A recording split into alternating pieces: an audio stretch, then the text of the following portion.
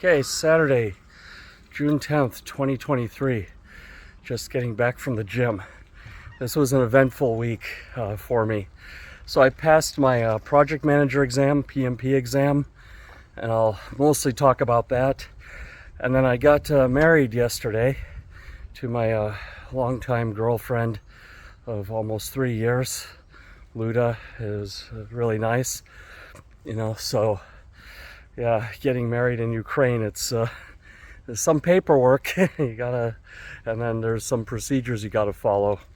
I mean, it's probably not that different than in America, but you have to have a translator, if you're a foreigner and all this, and you have to really have your papers straight, especially if you've, been married before.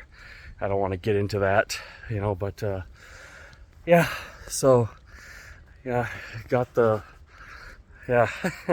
white gold with a rhodium plated wedding band, so we got that from a small jewelry store in the center of Lviv on a made to order basis. But anyway, let's talk about the PMP exam. Now, so I passed the exam Thursday and I did it at home. You have to clean out the room that you're gonna take the exam in, make sure the desktop is clean, test your equipment, shut off all the background apps. There's a whole, you'll figure it out. It'll guide you what to do. Only have one monitor. It's really important you read all these procedures in advance. I think the people who are having problems with the home test, they don't read everything in advance. Now, during the middle of the test, I started leaning to one side, scratching my head, and I got a warning because you have to kind of keep your shoulders and your head in the center of the webcam view. You're actually being watched, I think, by someone in India. They all had Indian names, or a couple. And I had to message the proctor because I couldn't figure out how to take the break, and then they told me where the break button was, to take my 10-minute break after 60 questions. So I only had like one little warning, but that was my fault, not the exam's fault. I kind of got, I just got involved in some thoughts and leaned to one side, but at least they gave me a warning. They didn't cut the exam because they could do that. So it's pretty painless, like I said, if you read the instructions. If you don't like reading instructions and you're one of these people that don't like to be told what to do, and you're, got this rebellious nature and you don't know when to turn it on and off, then I think everything in life will be hard for you unless you're inheriting $1 billion or something, but if you don't have a whole lot of money and you have this kind of personality, then life's going to be a problem. So the exam is long. It's 180 questions in 4 hours. 175 of the questions are counted. So they have like 5 experimental questions.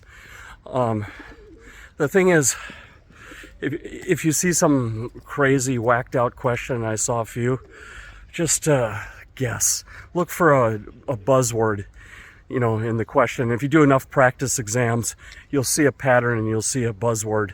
You'll know what the buzzwords are, what all the PMP buzzwords, and you'll see a pattern of the different types of questions they ask. And, just try to match it up the best you can. Don't get into splitting hairs and all of this, because you've got to do each question in 1 minute and 15 seconds. And that really brings me to the advice. Everyone is giving advice about read this book, do this course, read these notes. But before you can do any of that, read any of that stuff, you need to know how to read. You have to have been reading. You have to have been reading, articles in the newspaper, reading books, and have a pretty good rate of reading comprehension. You have to be able to get the main point in one glance, 2 at the maximum. Because if you're sitting there rereading the question 3-4 times, and believe me, they word them, they add a lot of verbiage in there. They're not clean questions like you'll see on your practice exams, but the practice exams at least help you detect patterns, detect key words. But you've got to be able to read. And if you're having trouble, in this, I didn't do the study hall. I only got this Andrew Ramadal's TIA exam simulator. I read the PM book 7. I actually read the book number 7, and I just got these notes from this guy Third Rock, read through all his notes, And then I did the official practice exam from the PMI Institute, 260 questions, and I did them under timer. So I was doing like 60 questions and setting the timer for 75 minutes to simulate exam conditions, and making the conscious decision to skip certain questions, just take a random guess and then come back to them, because you want to get through all the easy questions first, do the best you can on the hard ones, then make a second pass, have enough time left over. And I was having like somewhere between 5 and 7 minutes left over in each section. So it's like 3 sections, 60 minutes. This is all online. So roughly you want to do it 75 minutes each, and then have like 5-10 minutes left over to go back and look through the zingers and really investigate those ones, so you can get a few more of those right, and hopefully. And by the way, I passed with the high scores, the above target they call it. They don't have A, B, C or 80-90% or anything like this. They've gone kind of woke and don't want to do grades, and all this stuff, but you got to live with this. This certification is considered very valuable and everything. So yeah, there's a pattern. You've got to read fast, and if you're having troubles reading, you need to get in the habit of reading. So if you've been reading a lot, you've taken the SAT, ACT, and you've gotten more than like 1100 on the SATs back in the old system in the 90s, 80s, 90s, or you've done well on your GMATs, then you're going to be okay. You just need 2 weeks to run through some practice exams and get used to the, I would say you need to do around 1,000, 1,200 practice questions, even if it's duplicated. So you do 600 and then you wait like a few days so you're not remembering the questions, and then do them again. And you have to have like an active reader mindset, just like you learned in grade school, at least when I was a young kid in Wisconsin. In Minnesota. I lived in Minnesota and Wisconsin. Minnesota till I was 10, Wisconsin till I was 13, then Chicago. So I had a proper Midwestern education. And they teach you active reader, like going in there already, like asking questions, looking at keywords, phrases, rephrase things, so that you're having this mindset that you're getting your questions answered as you read. So the key is you read the question first. Some people glance the choices real quick, but I just read the question first, read the passage, and then look at the answers, cancel out, two answers usually you can cancel out pretty quick, and then usually you got to read again and then decide between the last two. And there's a few of these things that have like multiple answers. It's the same strategy more or less. You just keep looking for the wrong answer. And this is like SAT test taking. So you have to have reading comprehension skills. You have to have some, subject matter expertise. Look at the pattern. The practice exams, you'll see a pattern of questions. There's like 5 or 6 different types of questions they're asking, and they all have like certain words associated with them, and learn how to detect those words. So this is about test taking skills and everything. This mindset stuff, that let's talk about that. So old project management was about being a bureaucrat, and the old project manager test was testing your knowledge of like documents and procedures. And you would see this in corporations. A project manager was just more after making sure all these documents and papers were filled out. It was like a quality job, not really a management job. You were like, make sure this meeting happened, these notes were written, this document's up to date. And you really didn't get a chance to lead a team. You were really just being a bureaucrat. You were just being a middle manager. And I think that got old. Companies didn't like that. They started demanding more, because this test is more about like, how do you resolve conflict? How do you deal with people, deal with difficult people? There's a lot of actually questions about difficult people on the exam, but they didn't have the answer E. I was joking, like, quit and find a new job, because that's what usually happens. But they're like, yeah, call a meeting with these guys, try to get to the root of the problem. And of course, this is like in an academic test environment, so it's a little bit divorced from reality. But I think it was okay. I think it's gotten better. I didn't take the PMP for a long time because I really didn't want to go through and memorize a whole bunch of crap for 3 months just to regurgitate it on an exam, and then you go into a company and everything is all different. There's a few things that are the same, like a project charter, but that's there's like 49 processes, in the PM book, and they all have their own documents, inputs, outputs, and people used to have to memorize all of that, and memorize it verbatim, and then you would have to go to a test center and take it. And it was like, it's like a 4-hour exam. It's like taking the bar exam or MCAT or something. And it's all closed book. So it was, but it was all like memory based. So I guess it showed that you had commitment to the field, but it wasn't really testing your ability to lead and resolve conflict and communicate and be practical. Like a lot of this exam is talking about using different methodologies. And I think that's also PMI had to adapt.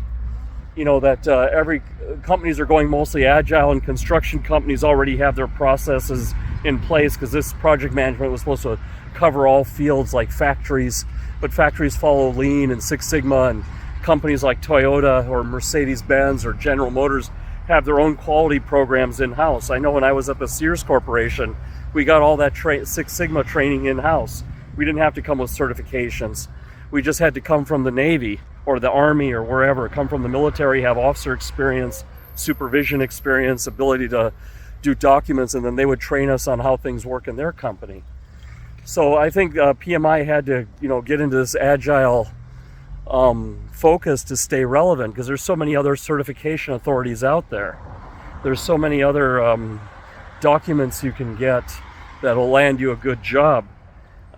So I would say overall, I did learn some things in this exam, but my reflection is like, you've got to learn how to read. Before you read all these notes and read these guides and read practice exams, you've got to become a fast reader. And that's, if you haven't had experience reading and you failed the exam or you're struggling, I would take 6 months off and 3 months off, and every day start reading articles, like a lot, and start reading books and reading novels, and try to really understand what you read. Maybe go to a discussion group, or I don't know, write in something in the comments if it's on LinkedIn or something, like, I agree with this, or no, I liked how Billy told his boss where to stick it, if he had a bad boss or something, just interact, with people, because it's not enough if you're just reading Facebook posts and Instagram posts. You've got to have like reading comprehension skills. That is what is being tested. Your ability to read and pick out key points, and then find the best answer out of 4, really out of 2. If you learn the vocabulary, learn the thought processes, it's pretty much narrows down to two choices pretty quickly. And then out of the last 2 choices in the exam, you just reread the passage again to look for the subtlety, to what exactly are they asking for, because one is like going to be a little bit, answer is going to be a little bit better than the other. One answer is going to be a little bit more precise than the other. So again, it comes down to reading. Study guides aren't going to help you with this.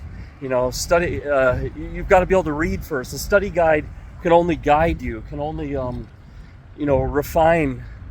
refine these raw skills, or give you the vocabulary, or, show you a few things, discuss some nuance. But that's only going to give you like a 10% edge. Most of the exam is going to come from being able to read fast. So that's my thoughts. I'd probably do a separate video. I just want to do this video on the project management. I have a separate series, I guess, on my life here in Ukraine. But when I took this exam at home, here in Ukraine, we're getting bombed by the Russians and all kinds of stupid shit going on. They're blowing up dams. So I put all my computer and router and everything on backup power. So I have 2 car batteries at home. And then I have like a converter, AC to DC converter, to convert like 12 volt DC to 100 or 220 AC. So I put everything on battery. And, during my exam, there was a flicker. And if I didn't do that, I would have lost internet. And this whole exam would have been gone away. And I can't take the exam at a testing center here. The nearest one is in Kiev, Ukraine.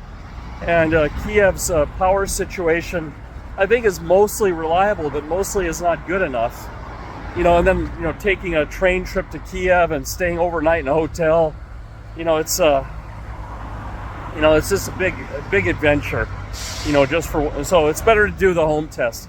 If you read everything and you follow all the procedures and you clean out that room, clean your desktop, close your windows, and take everything off the walls, the test proctor is going to be on your side. But if you're, acting like a douche, they're already going to be against you, and then they're going to nitpick you, and they won't be so forgiving if you make like I said, if you lean your head to the side or something like this, So just play the game.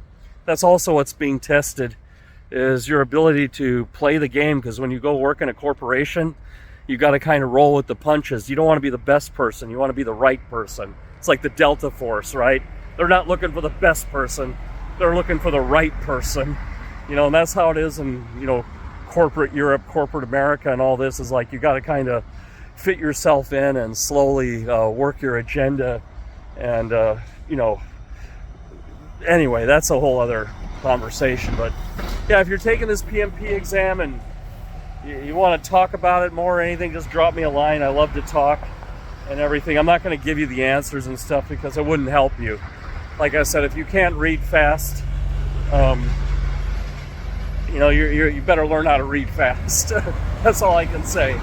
Go to the library and start checking out a lot of books and start burning through them. I'm personally a big fan of Tom Clancy books, and they're kind of addictive. Once you start reading them, you can't put them down. So you find a few books like that, and then before you know it, you're training your mind. Like when you go to the gym, over time, you train your body to run or train your body to lift weights, and slowly the weights go up. 200 pounds, bench press becomes attainable. You start benching at 100 pounds and it's hard, that first set, and then 3 months later, you were already putting up like 180, 200, so it's something like that. It's like, that's how reading is, or training your mind, is you got to start slowly. So if you really haven't read much and you're struggling, then you got to give yourself 6 months to get into the reading habit. If you've been a moderate reader, 3 months, and then spend the last 3 weeks prepping for the exam. Spend like 2 months and 1 week just getting in the habit of reading a lot, training your mind. You can do this exam even in 2 weeks. I overkilled it. If you're scoring above target, you're overkilling it.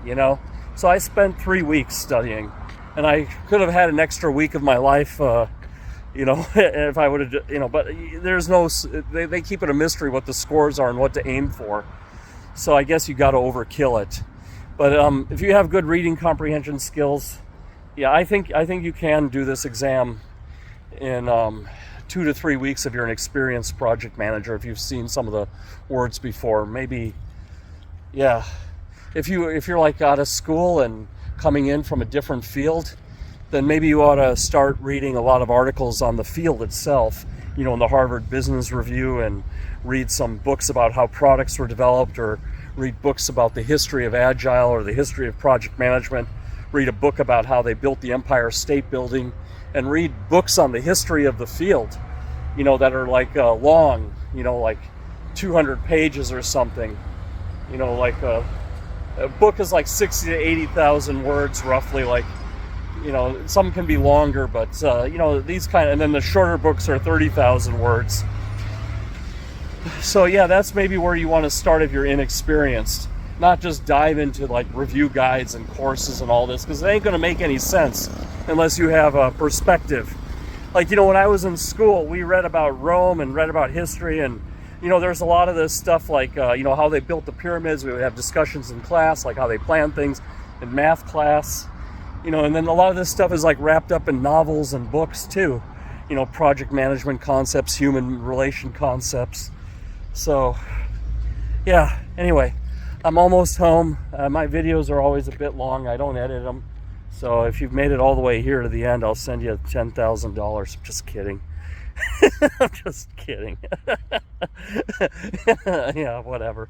This is like my own video diary, that, so that when people come back in, 100,000 years or something and seeing what the hell is happening in this era that we're living in, and want to understand how the whole Russian Empire collapsed, you know, and how the whole, you know, belligerent world collapsed, they will come across this archive and see daily life of, or, you know, weekly life of someone. I mean, so I used to record every day, but now I record every couple days. You know, perspective. Anyway, take care and good luck with your exam.